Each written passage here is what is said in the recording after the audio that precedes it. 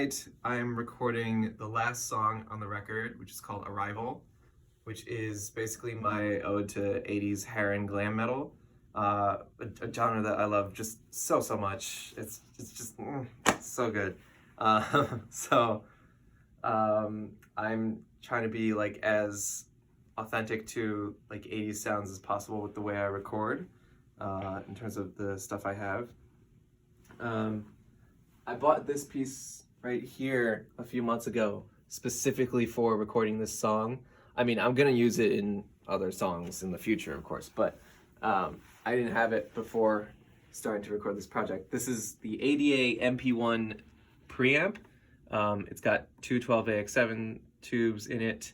It also has a solid state preamp circuit that you can choose from as well. It's digitally controlled, but it's still an analog preamp, I believe.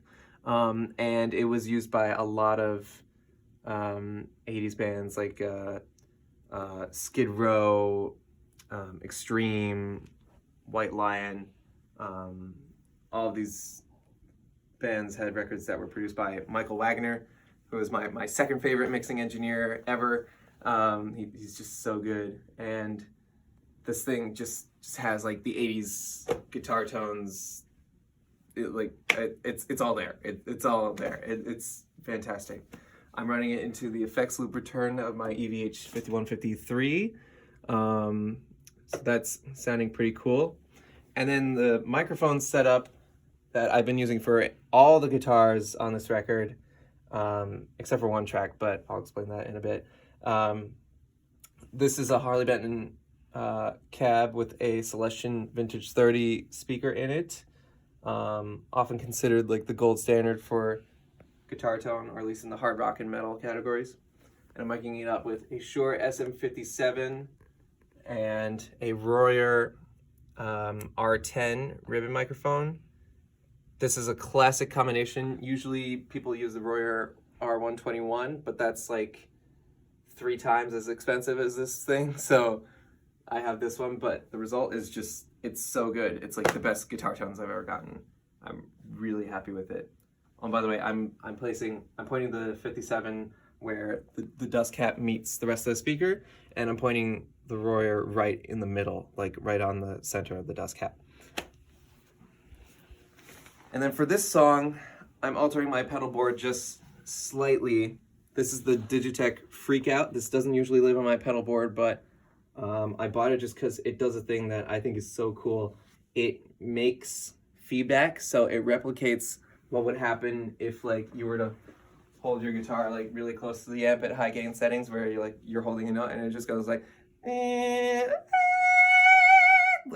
know, it just makes that higher note. This one you can choose which harmonic it replicates between first harmonic, which is unison, second, which is a fifth up, third, which is an octave up, fifth, which I believe is a third, like a compound third up, and then you have a natural low harmonic setting and a natural high harmonic setting and a sub-harmonic setting, which can be pretty cool.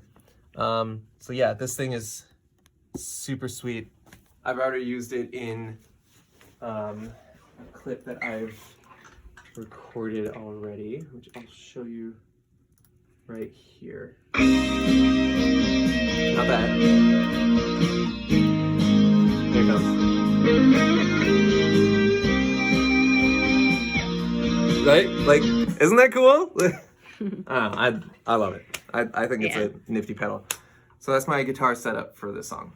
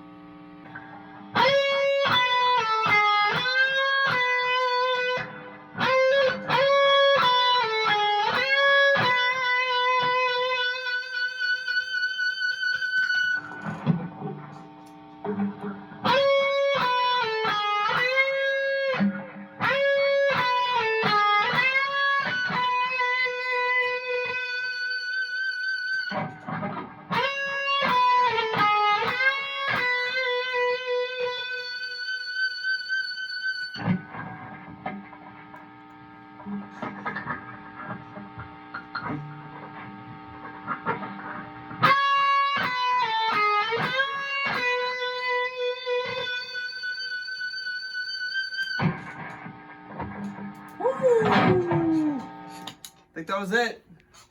One take wonder, baby. Let's find out.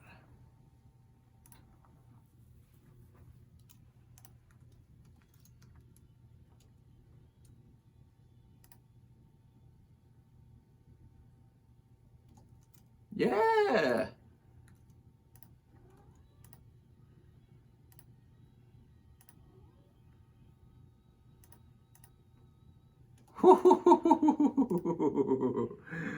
Yeah.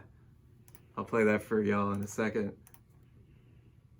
That's just nasty. In a good way. Alright.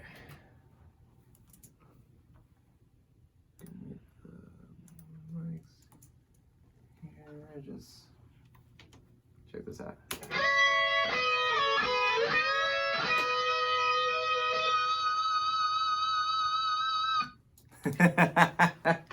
Nice. Oh, high harmonic harmony. Who doesn't love that, right? I guess I'll find out in about a month. All right, so that's it for the lead lines of this song. I just need to write and record a guitar solo that is both fitting of the shred-tastic nature of the genre and easy enough for me to actually play. So that's my challenge for now. But yeah. Another way I'm trying to be as authentic to the sound of the 80s as possible is the fact that all the keyboard sounds in this song are coming from my 1985 Roland JX8P synthesizer. This thing is so cool. I got it used for like $200 or $250 at Sam Ash in Springfield back when I used to work there.